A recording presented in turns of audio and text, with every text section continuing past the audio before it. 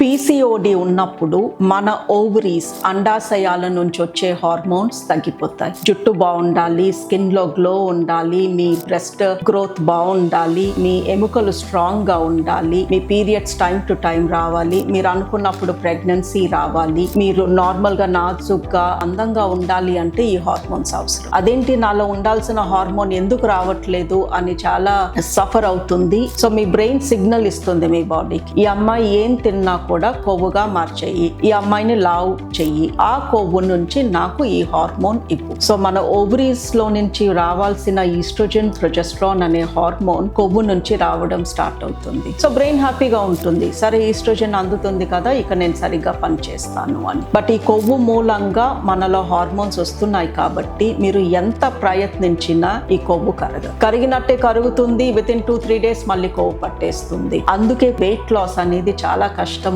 Weight loss జరిగినట్టే జరిగి మళ్ళీ తిరిగి వెయిట్ పుట్ ఆన్ చేస్తారు, because this fat becomes a hormone producing organ.